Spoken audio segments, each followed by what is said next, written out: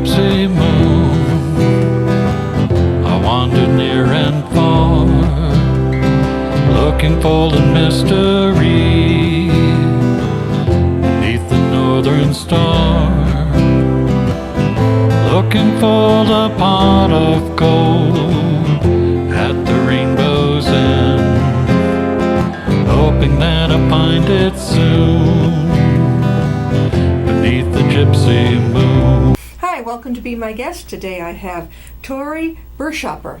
She has a very beautiful, long last name, German, and I've said it right. Welcome, Tori. Tori is the Education Volunteer Coordinator at the Community Harvest Project in Grafton. And I was reading about this. Was it the Blackstone Valley Express, the Upton Town Crier? Do you remember where it was? It's the Blackstone Valley Express usually does cover us. They do great, and they have it in color. I love the color. I had no idea. I've gone by this many times on my way to Worcester on 122, and it's on Wheeler Road. Is it the road that you live on? Right, okay. Yeah. So it's on Wheeler Road up to the left. It's a beautiful inside. It's like this beautiful rustic facility. I went there one time. They had a chocolate tasting. I don't know if you heard about that one. But yeah, they had that. It was interesting. We had guests come with us, and it was. Now you have all kinds of activities over there. Share with us some of them that you've had and are coming up. So we are a volunteer farm. So our farming is done with the help of volunteers throughout our whole season. That means that a volunteer group can come and schedule to be with us, or we have drop-in volunteer hours. And with our volunteers, we do all of our farm tasks. So that's everything from seeding in the greenhouse, starting actually next week, to like pulling up the fields and getting them ready for the bed in the fall. And we are able to donate our fruits and vegetables since we do use volunteers for farming. So our vegetables are donated through the Hunger Relief Network in Worcester County. I heard that on the radio. It was on the radio? Was it on Jordan Levy or some commercial? Somebody said that you donate the fruits and vegetables to the Worcester Food Pantry, right? Yep. Yeah, mostly through the Worcester County Food Bank, which has a network of about 130 agencies that they distribute to throughout the entire county. That's fantastic. It's a lot of places. Because in a food pantry, they don't give fresh fruits and vegetables. They don't give steak and meat and stuff like that. It's just basically canned or boxed food, which is rough. Try to live on that for a while. It is. So that is our goal, is to provide a healthy option. So no matter where your food is coming from, you have the opportunity to have fresh local vegetables to have the healthiest diet possible. What do you grow over there? Do you have corn in the cob? We don't. We actually used to grow corn, but corn is not the most nutritious thing we can grow, and it's also a crop that takes a really hard toll on the land. So we have been trying to actually constantly update the variety of crops that we grow. We do a lot of classic favorites like tomatoes and cabbage, peppers, onions. We also grow eggplant, zucchini, summer squash, carrots, beets. We're doing turnips this year, and we're also trying to increase the variety of those different crops that we grow to appeal to the different cultures. How about broccoli? We do grow broccoli. Do you broccoli? No, we do. That's one of my favorite ones to show the kids because celery? No celery. We don't do celery. But you said cukes. We do cucumbers, yes. All right, so this is a lot to talk about, but the average person can come up there and maybe purchase a box full? No, we do not sell any of our produce. You don't sell it? It is we sell, from our Grafton farm. We do not sell any produce. We do sell a small portion of apples, which are from our orchard in Harvard, Massachusetts. But the profit from those goes to support the rest of our operations. Do you participate in the town common in Grafton? They have the, I think it's every Thursday. A lot of farmers market. Farmers market. We have gone in the past as kind of an outreach event just to get the word out about CHP and recruit volunteers, but we do not distribute any vegetables up there. Don't distribute. Now, so there's Paul. Can you zero in this gorgeous sign she brought for the Community Harvest Project? I see children's faces, so everybody's welcome, right? Everybody is welcome. We, children do either come with a school group or come with adults, but we have tailored all of our farming activities so that they are accessible from any age or ability level. Any age. And you can volunteer. How much time would you put in? So groups, when they're scheduled, usually come from 9 to noon, and our days are Monday to Saturday. And then those are the same days for our drop-in hours. So drop-in hours are also 9 to noon, and that means you don't have to call, you don't have to do anything, you just show up and we put you to work doing the task of the day. That is for individuals and families. So if we do have a larger group, because we can accommodate 50 or 100 people, Yeah. but we can only do one group like that a day. So we just try to make sure that we have the appropriate amount of tasks ready for that group. And do they have to call to sign up to help out, or how does that happen? If you go to our website on our volunteer Go page, ahead. it's www.community-harvest.org. And if you go to the volunteer page, there is a button right at the top that says Bring a Group. So if you click that, yeah. it will prompt you to say, this is how many people I want to bring, this is when we can come, this is their ability, so let us know if you're bringing first graders versus bringing a bunch of college students or a group of adults, and then the date range that you're interested in coming. So then we can look at our schedule, see what groups are already coming, and then fit you in wherever works best. How old is that beautiful building up there? It was built in 2002. It is amazing. It's a light-colored wood, which I love. Is that pine that was glossed over? I'm not sure, to be honest. I'd have to ask the owners. It was built with the funds by Ken Ferrero and Ken Crater, who our organization was originally based in Hopkinton, and it was called Food for the Needy, and they were very involved with the organization when the Abbotts, the other couple that started it, did. But when they passed away, Ken and Peg used their personal funds to buy the land that we are on and build the barn so that CHP could continue to exist there, but it could also be a community space. So that's how you went to a chocolate tasting. It wasn't run by CHP, but our barn space is an open space for community members Rental? to use. You can rent it? It's mostly for nonprofits to use. But volunteer groups who come to the farm can also use it during their volunteer day. Now, I think, aren't there some activities for the kids? Yes, there are in the barn. indeed. Yeah. So our big one that's coming up is we have Spring on the Farm. So in addition to our volunteer farming program, we also have education programming. And so that's because it's not just, getting fruits and vegetables out there, but giving kids opportunities to try them and figure out if they like them, and if they do like them, how to prepare them, and really make them into healthy food ambassadors who want to prepare food and eat it themselves. And so as part of that program, we have Spring on the Farm, which is a school vacation program, which is coming in the spring vacation. Yep, it is on April 18th to April 21st, and so that's an open enrollment program. That means it's for anybody from any town, not just from Grafton. It's for 4th to 7th graders, and you can sign up by the day or for all 4 days. And we do different activities every day. They all focus on nutrition education, hands-on cooking, the environment, getting outside, and doing a little bit of volunteer farming as well. Hands-on cooking. Honestly, there's like a kitchen, and the children learn to maybe cook with the veggies that they have there. That is what we do. That is my favorite thing to do. I love being with the kids and cooking with them. So Are you a vegetarian? I'm not a vegetarian. But you show them what to do with the veggies? Yes, we do. All of our education programming, we do cook vegetarian food just to make things easier and to make sure there's no cross-contamination and raw meat or anything like that. But yes, we focus on exposing them to all different, types of vegetables and also preparations of vegetables, and really focus especially on getting kids to adapt recipes for their own tastes, because healthy food is no good for you if you don't like it and you don't want to eat it. But I know. How about pumpkins? Do you grow those in the fall? We do not grow pumpkins. That would be cool, huh? That would be fun. We do butternut squash. Oh, that's good. So we do have some winter vegetables, but Sweet potatoes? we do grow sweet potatoes. Yes. God, I'm getting hungry. What's your favorite thing up there that you love to do as the director up there? Coordinator? My favorite thing.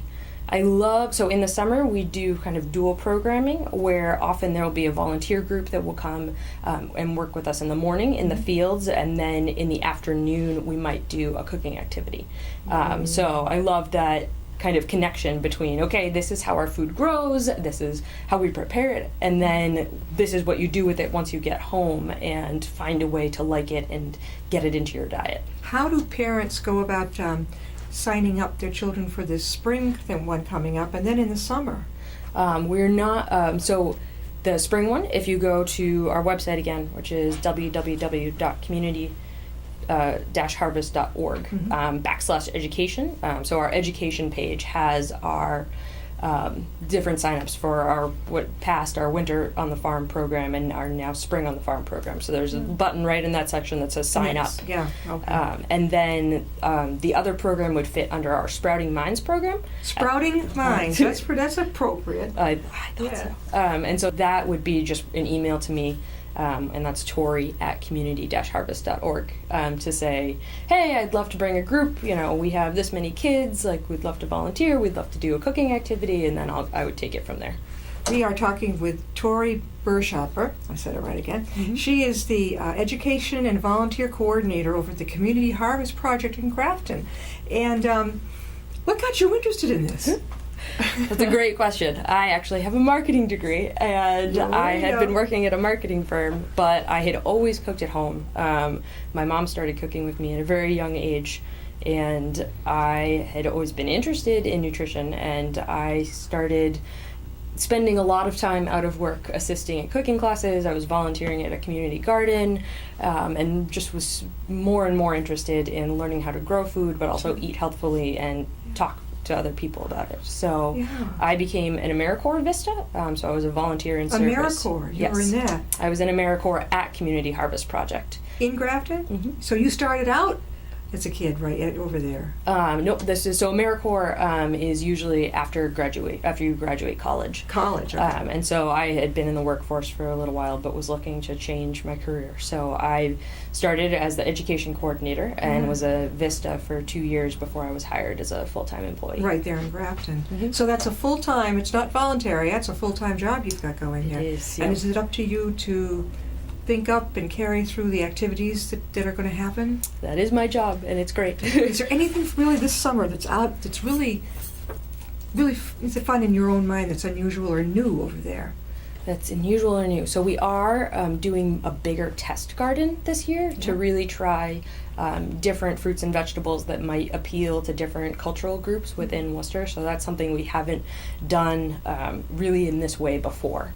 That's pretty exciting. So is it when you get a group of children or a group of adults, there's always going to be a few who aren't going to be really too interested. Maybe they just said, well, you got to go along with it or something. What do you do with them? How do you get them interested in it? I always say, there's a lot of people who might come to me and say, especially with a tasting kind of activity, well, I know I don't like that, but you try. That I say, well, how? I don't want to try that. I don't like it. I don't want it. And I say, well, how did you learn to like the foods that you like now? Yeah, you had to try them. And so just try to open people up to at least engaging with a fruit or vegetable in some way, and sometimes being out on the farm, it's better just to share your enthusiasm. So talk about, the different bugs that we're seeing and why they're important or why they're a detriment to the farm. Talk about the different processes for how things grow. I think just sharing knowledge and enthusiasm can really help show people what's so great about it. I think when you're cooking the vegetables, what are some of the favorite dishes that you can tell that they like? We do a great activity with kids with salad dressing. So we learn about how, the basics of making your own salad dressing. Yeah. So you need fat and you need acid. You put them together in a certain proportion. Acid? So like vinegar or citrus juice. Okay, and then what's the fat? Some kind of oil usually. Olive oil would have olive oil or grapeseed oil or whatever oil you'd like to work with. So we teach them the basics and then have a whole what I call salad dressing lab open with all different kinds of oils and acids and then other things they can add in like herbs or spices, and then they get the chance. Spice. Yep, a little bit of garlic. Yeah. They get a chance to try to create their own salad dressings and then make a salad. That sounds wonderful to me because you go to the grocery store. I mean, you do have a lot to choose from, but I sort of like the kind that just take olive oil with was it balsam vinegar? Yeah, and then mix them together and put a little garlic. That's all you need to do. But still, but you can add. Do you chop up the tomatoes for it? Things like that. Yeah. And then we have vegetables. Hopefully during the season from our garden that then the kids can mix and match in, and that really makes it so they take ownership of their dressing and make it something that they truly want to put on vegetables, and then make it so much easier for them to eat. Some of the children and the adults have problems like such as Crohn's disorder and things like that. So, and I guess what is it? Gluten is a big problem. So do a lot of those people come to learn more vegetarian types of meals? I would say I haven't had a lot of people coming with Crohn's disease who have asked about our different programming, but there's definitely plenty of people who have come with gluten intolerances, and so we just always have, for students that participate in our programs, I always ask about allergies beforehand so that then we can tailor to make sure that there's appropriate options for them available. So it's sort of like a summer camp. Do the parents stay, or do they just drop them off themselves and the kids stay? So during the summer, it depends. If it's just volunteering, the parents do have to stay with them at all times. But if it is for Spring on the Farm or our Sprouting Minds program, Spring on the Farm is parents just drop them off and they're there for the day like a camp. In Sprouting Minds, it's usually one adult or a couple adults that will come and chaperone a group that's there. What's the biggest group that you have in the numbers? In the numbers, for education programming, our groups are usually a little bit smaller. We might work with a class at a time for an activity, but with adults or larger groups of kids volunteering, we'll have about 100 out. 100 in one day? Yep. From did you say 9 to 12 or all day? 9 to 12, yes. How do you, so they all go out into the field and they pick the fruits and all this type of thing, and you teach them, the ones that aren't quite ripe yet, how to look for what is really ripe and what isn't. Yes, we actually rely on a specialty group of volunteers who are called team leaders, which we're actually having a open house on March 25th to engage all sorts of new volunteers or people who might be interested in team leading. And so those team leaders that come have, volunteered at the farm multiple times and have been they come a little bit earlier than everyone else, so they come earlier than the big groups that are coming, and then we go over the farm task of the day with them. So if that's planting, it will say, hey, we're planting cabbage, this is how far apart they need to be, this is how deep they need to be, this is what they need to look like once they're planted, and then it's their job to work with the group to make sure that those standards are kind of upheld. So I bet you a lot of the people, volunteers, come back. They started out there as kids, maybe? We hope so. Some and they come back. We have had a lot of especially in Grafton, a lot of the schools have come. For elementary school, and then the middle schoolers will come out, and then high schoolers will come out. So we love those stories. And if you came when you were young and haven't come back, we'd love to have you again. Tori, again, how can they reach you over there? Our website is the best way to find any of our programming. So that's www.community-harvest.org, and I'm also available by email. It's Tori, Tori, @community-harvest.org. Grab one of those boxes over there. We're going to show you how happy these kids. Show the happy kids. There you go. There Paul, they can you are. zero in on that? That is showing you that's real. Which summer was that? Do you remember? I think this was 2 summers ago. Yeah. Before we had these made. So all of these students were out, I would say, in springtime for planting based on the dirtiness of their hands.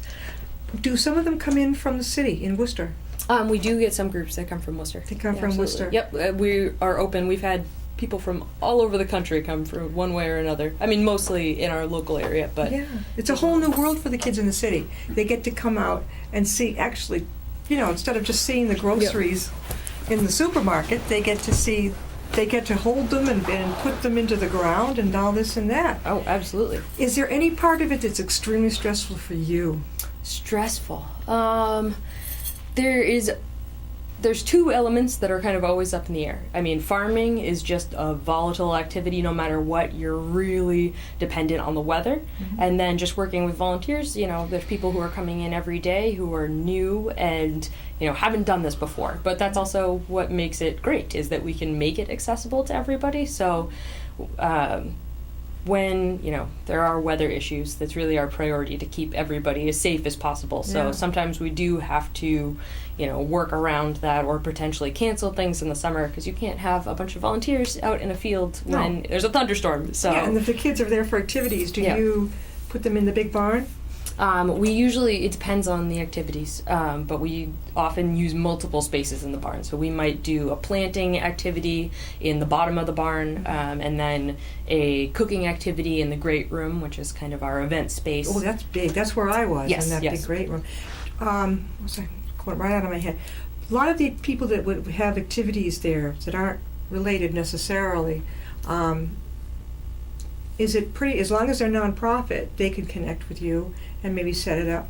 Yes, we do ask for a donation for use because Community Harvest Project is making the barn space available for nonprofit groups. But it's similar to our volunteer program, how if you want to volunteer, you just go on, fill out a form that's a request. So we also have a barn usage request. Okay. So we do have a limit of 92 people that can fit inside the great room. But if your group is smaller than that, we have a full suite of technology. We have a drop-down projector and screen that can be used, a computer that's hooked up with speakers, all different tables, chairs, so it's really a great space. I remember it. I was wondering if a small wedding reception could be held there. We do not have private events there, so You that don't? is Okay. based on the wants of the owners of the barn. So they really want to make sure that it's available for its intended purpose, which is nonprofit use. So we're afraid that if we, started booking all sorts of private events, it would make It's it gonna unavailable. explode. Exactly. Do the children and the adults get to take home, like, I remember when I was a kid, it was in a little styrofoam or something kind of a cup, and we would plant a little seed. Can they take them home? We, as part of our education programming, which is paid programming, we do often do planting activities with kids, but as part of our volunteer programming, all of the plants for that are then grown on the farm so that the fruits and vegetables can be donated. I'm wondering what motivates a lot of people to do it. I mean, when they come in, do they tell you, I always grew up with this type of thing? I would say there are some people who are definitely looking for that outlet, who maybe don't have a garden anymore or grew up on a farm. But for the most part, I think it's more looking to experience something new. There aren't that many farms, even that I know of, that you can just go to and participate. And so it's really a great educational opportunity for many, many types of people. Tori, do they box up all like the veggies to give to donation to the Worcester Food Pantry? They box them up all together? We do. That's actually another volunteer job. So volunteers, we wash, sort, and box all of our produce. So for instance, when something comes out of the field, not every vegetable is picture perfect. So we have to sort our vegetables into firsts and seconds. And firsts all go through the Worcester County Food Bank. And seconds are fruits or vegetables that might have a little nick or a little soft spot that makes it so they have to be used more quickly and oftentimes processed before being eaten, so they should really be cooked. And all of our seconds go to Community Servings, which is a nonprofit based in Boston that distributes meals to people who are critically ill and homebound and also experiencing hunger. Oh, now, do they come to you from the Worcester Food Bank? They'll come in a truck and pick this up? Yes, they do, yeah. Both the food bank and Community Servings comes to us. So, do you at all, the Grafton Food Pantry, do you ever give anything that might be available left over or whatever? we do a distribution through that. We have some other smaller distributions that we do besides those big ones, and we do distribute to the Grafton Food Pantry. I think that's so important. Like I remember going in and seeing what a food pantry was like. God bless them, but I remember helping, and it's just one can after another, or one box, and it's okay. You can make do, but you're missing the meat. You're missing the raw veggies. It's okay temporarily, but the great thing is that you are donating these fruits and vegetables. Yes, it's a awful paradox that the people who are most likely to be experiencing hunger are also most likely to be obese and have the health problems that are related to obesity, because the cheapest food that's available is also the least healthy. So we want to make sure that no matter where your food is coming from, that you have that healthy option so that you can maintain that healthy diet while you're, sorting through whatever else is happening in your life that you need help with. I'm thinking about Whole Foods. I wonder where they get theirs delivered from. They probably have farms, right?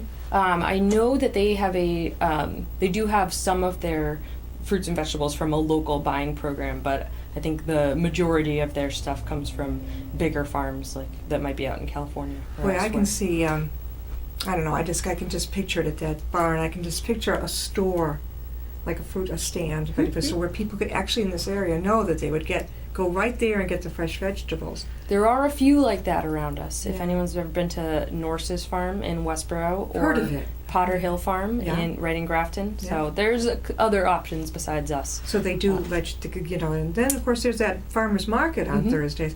I have yet to go. I've been by it many times.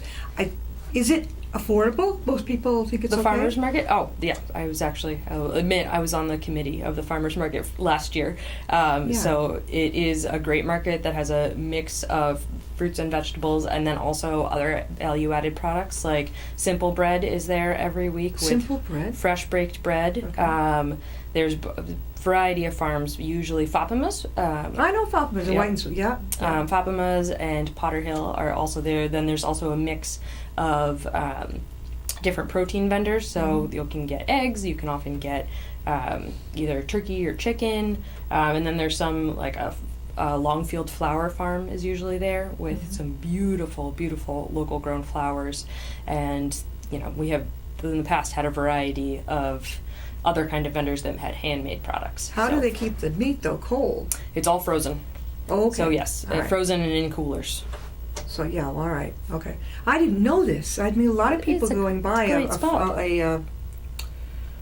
community. Right on the common. Yeah, on the comment. They don't know. They think, well, it's just apples and tomatoes. But it's a lot more than that. And the farmers market also leads into the summer concert series on the Grafton Common. I've been to them, yeah. So you can, go hang out, grab your fruits and vegetables, stay for a nice summer outdoor concert.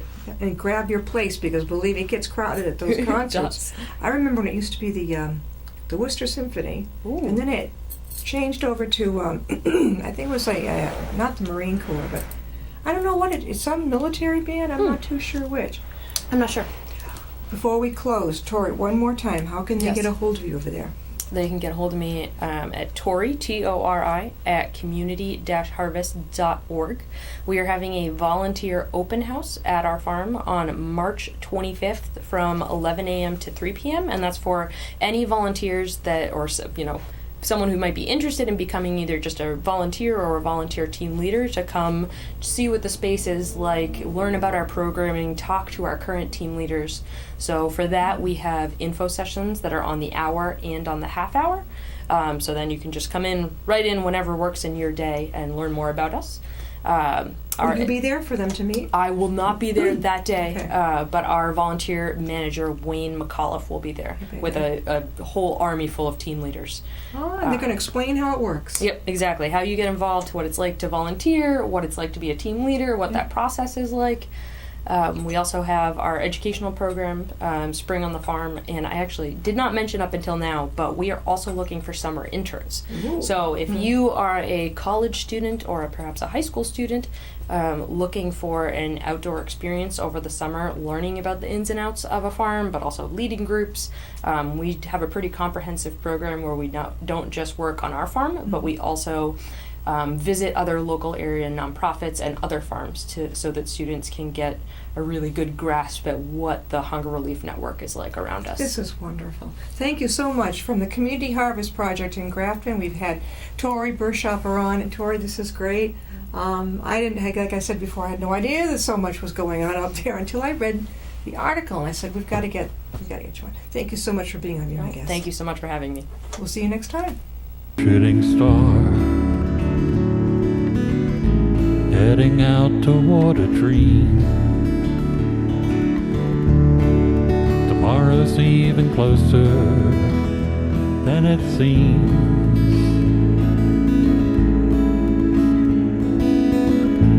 Moving through the cloudless sky, heading out toward the moon.